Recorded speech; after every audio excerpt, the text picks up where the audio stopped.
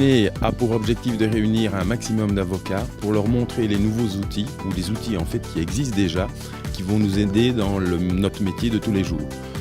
Nous avons depuis de nombreuses années des partenaires qui nous suivent et qui nous aident et qui nous guident aussi dans le secteur automobile, le secteur de l'édition juridique. Nous avons les 3 plus grands éditeurs juridiques, mais également de très grosses entreprises, puisque nous avons quand même 3 représentants de la GAFAM.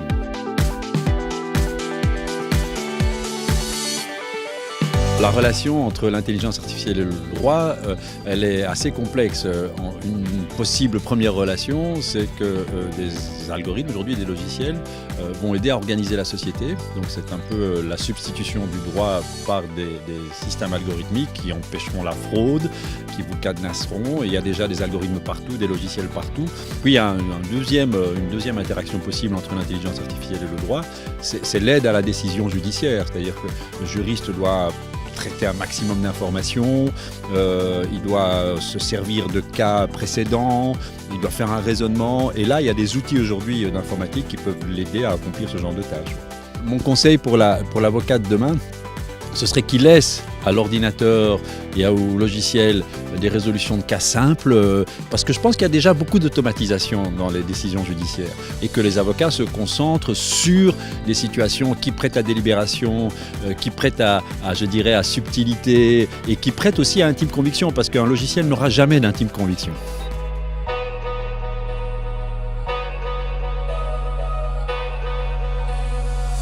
Aujourd'hui arrive un vent de réforme qui s'est déployé partout ailleurs et que la profession va changer dans son mode de fonctionnement selon les décisions qui sont prises par le ministre Koen-Geens sur la base de ce rapport, et que les avocats doivent se saisir de la question peut-être plus qu'ils ne le font pour l'instant. Les enjeux, à mon avis, sont triples. Premièrement, continuer à garantir l'autonomie de la profession et l'indépendance des avocats. Deuxièmement, garantir que les ordres qui veillent au développement de la profession se maintiennent, je pense, au niveau local, parce que la différence entre les différents arrondissements judiciaires est très importante. Et troisième chose, s'assurer que les objectifs qui sont annoncés, c'est-à-dire favoriser l'accès à la justice pour tous, puissent être réalisés avec la réforme qui est proposée, ce qui n'est pas sûr, comme on a pu le voir dans d'autres endroits dans le monde. On a fait des grandes réformes de la profession. Sur la base de cet argument, ça va permettre un meilleur accès à la justice, et finalement, ce meilleur accès à la justice n'est pas là.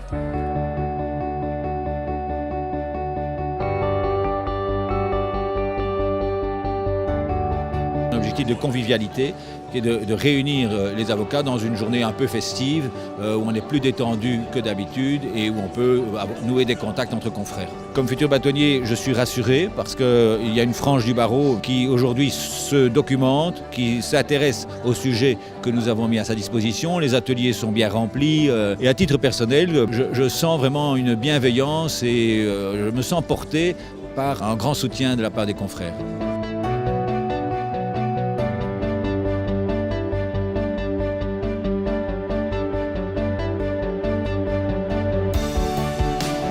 La digitalisation va changer beaucoup de choses, et notamment dans tout ce qui est la réputation de l'avocat. D'abord, comprendre les préoccupations aujourd'hui des clients. Les clients sont très différents, ils sont en train d'évoluer. Ils veulent pouvoir donner leur avis. La deuxième chose, c'est effectivement être plus accessible. C'est pourquoi est-ce que c'est toujours aussi compliqué de prendre rendez-vous chez un avocat? Aujourd'hui, il y a des tas de solutions techniques qui existent pour prendre rendez-vous, simplement un site web. Et la troisième chose, c'est qu'effectivement, plus de transparence probablement sur les honoraires, pouvoir mieux communiquer et partager les documents avec son avocat.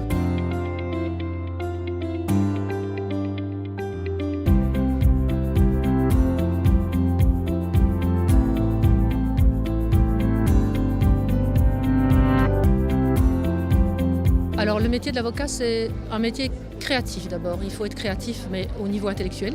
Il faut avoir de l'imagination, il faut pouvoir investiguer. Mais c'est aussi un métier qui est de plus en plus source de stress. Il y a le stress inhérent à l'avocat, la procédure, le client, etc. Puis il y a tous ces nouveaux modes de communication qui sont source de stress. Le barreau incite de plus en plus à prendre en charge ça, à reconsidérer cette façon d'être pour être dans un mieux-être qui sert cette profession aussi.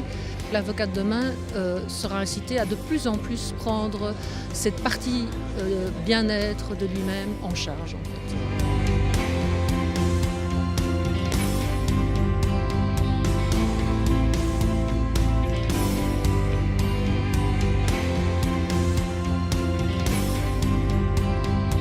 Effectivement, la journée s'achève dans ce bel écrin qu'est le Dolce alla Hulpe.